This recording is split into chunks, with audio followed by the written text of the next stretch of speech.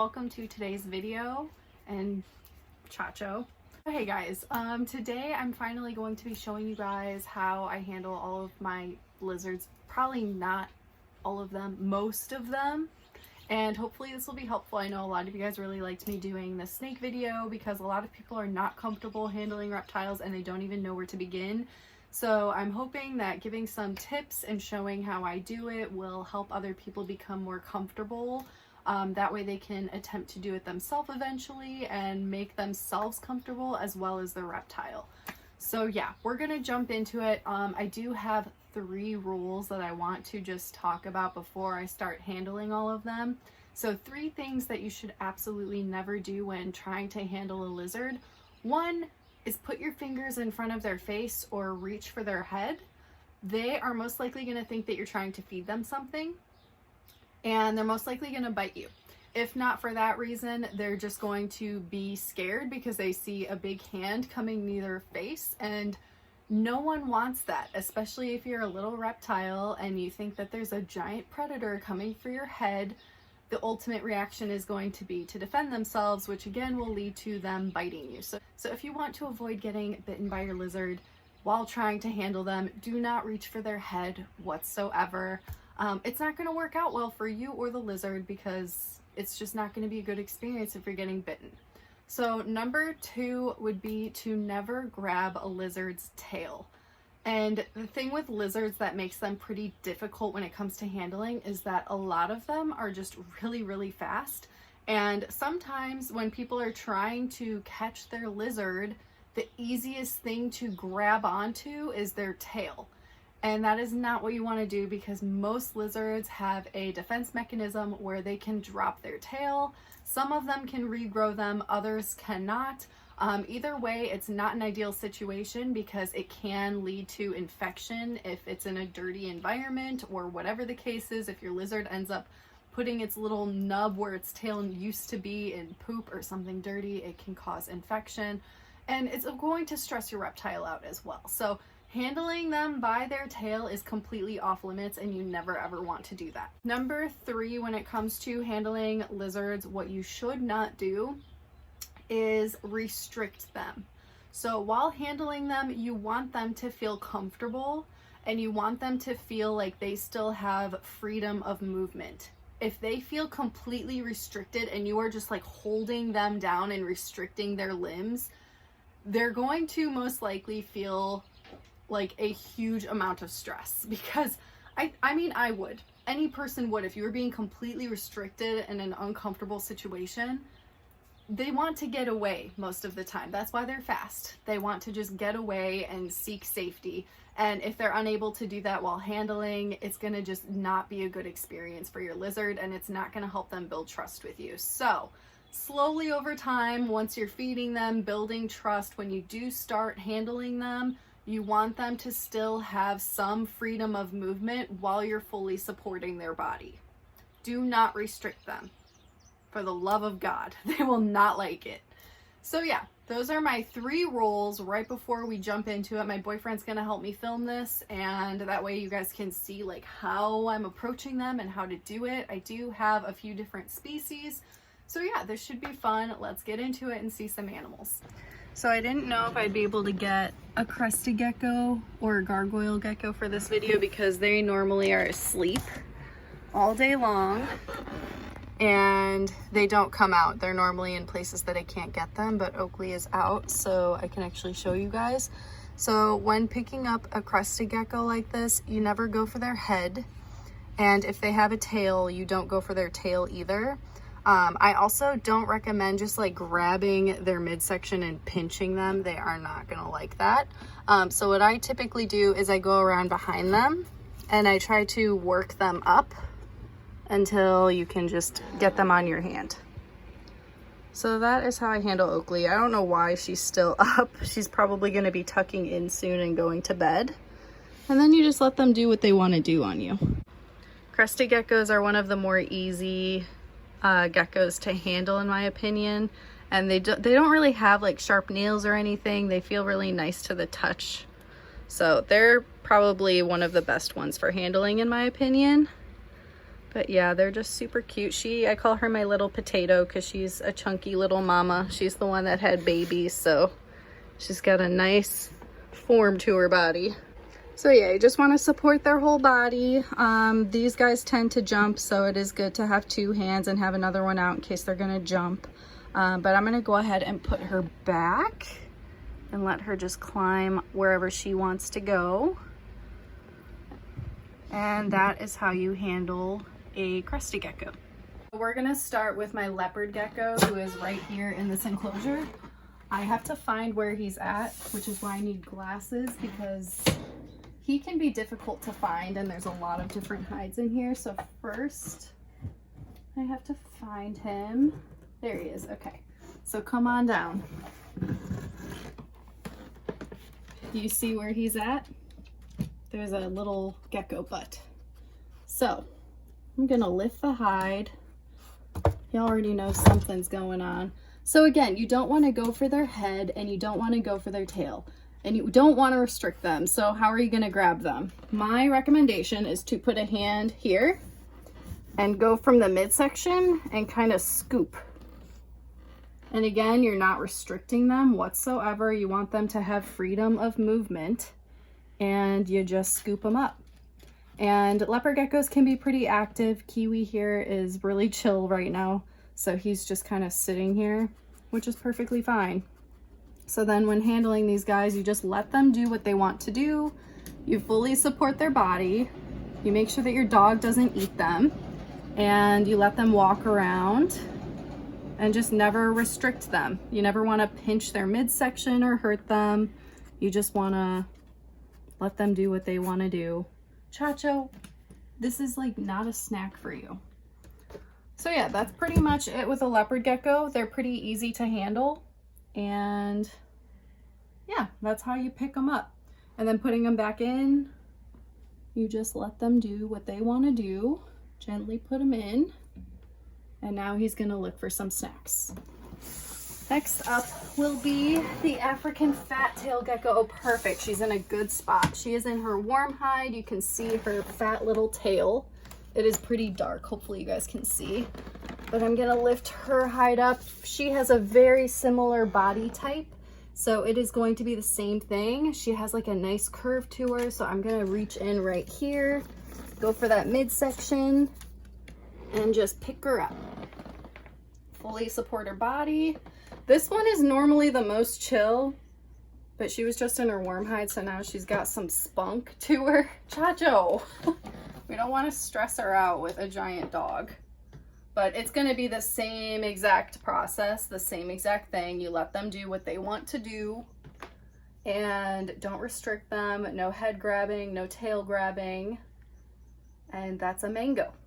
So very similar to leopard geckos. The only difference is that these guys are typically a little bit calmer and they also are just a little bit smaller.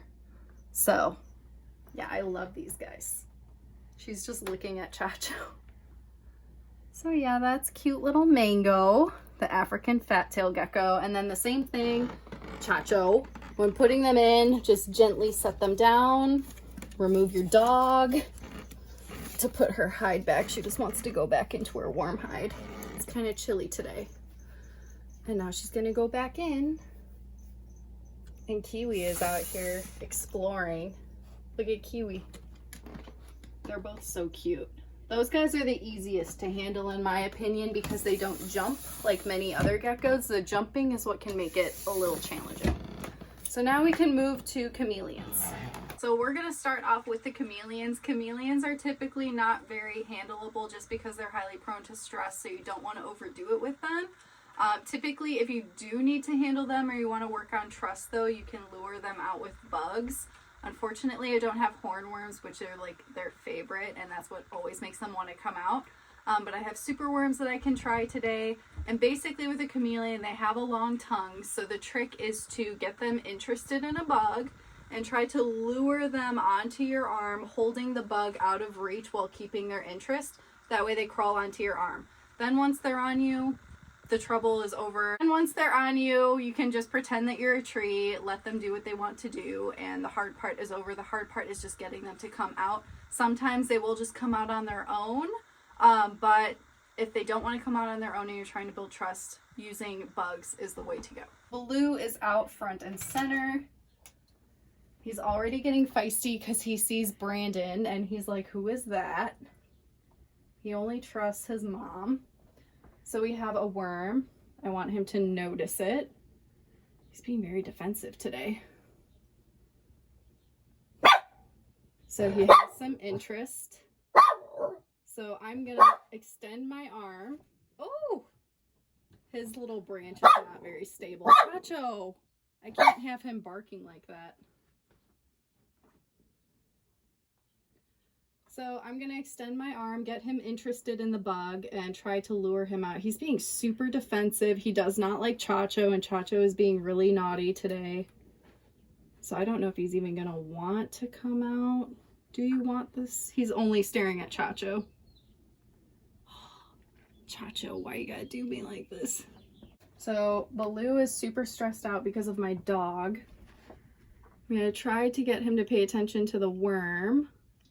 And chameleons have very long tongues, so you need to extend your arms so they have somewhere to go. And then you basically want to keep the worm out of reach for them once they get interest. That way they'll just come for the worm, but they have to come out onto your arm in order to reach it. That's my trick that I normally do. And today, of course, when I need to make a video, here we go. We're getting some interest, but then we're going to extend it. Got to keep the interest. If I had a hornworm, this would be so much easier. If you want to come get it, you got to come out. And this is why it requires a lot of patience with chameleons. His branch isn't that stable either, so he kind of wants to stay where he's at. Come on.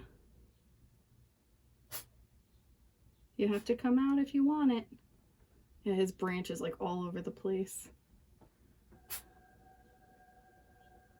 Come on. He's like not really falling for it. And he's not interested enough, I don't think, to start climbing out. Willy, maybe Willy will do it. This branch is like super rocking all over the place. He doesn't like handling as much as Baloo, but do you want the worm? This is why I needed hornworms for this video. They're like, I don't care about this super worm enough to come out on you. Oh my goodness. You guys, the one time I need them to come out, and they come out like every single day on their own. Let me try a different worm. Maybe it's the worm.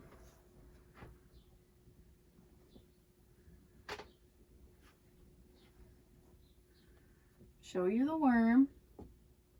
This guy typically doesn't really like hand feeding too much.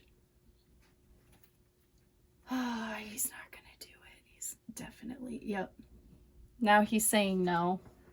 He's getting angry.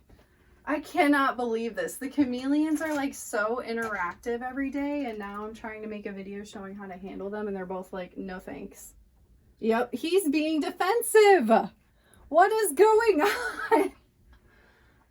You guys are making it so difficult. We're gonna try with a dubia roach. I don't have anything enticing enough to get these guys to come out, it seems like today.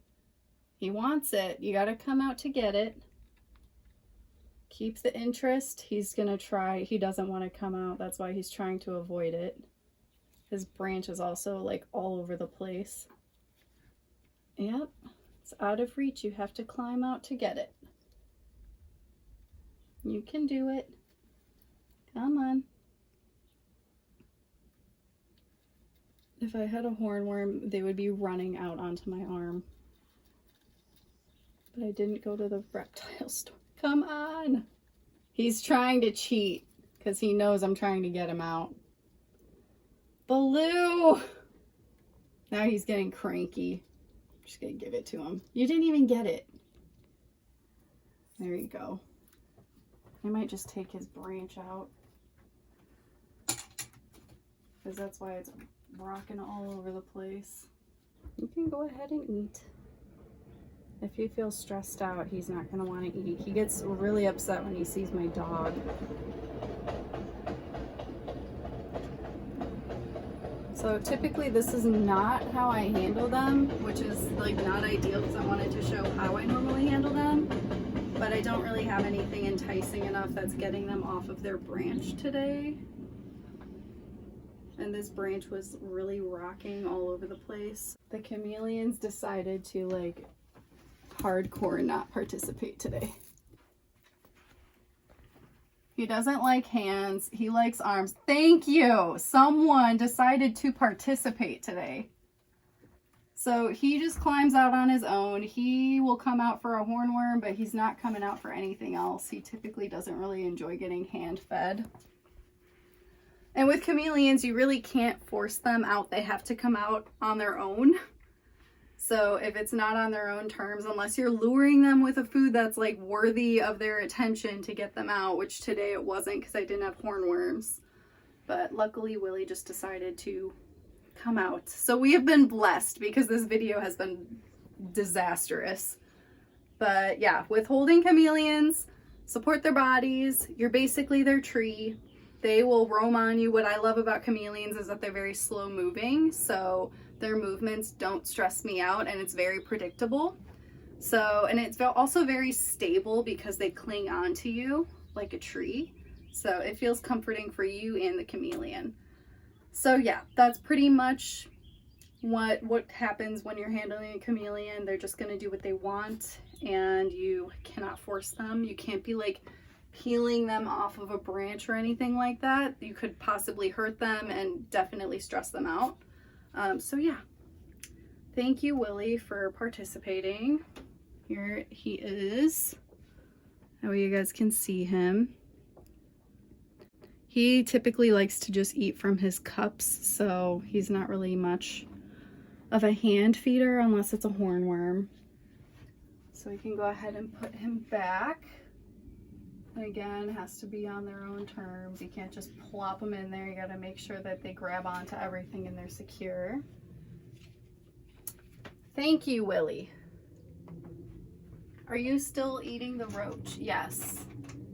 He is sick of me. He is over it.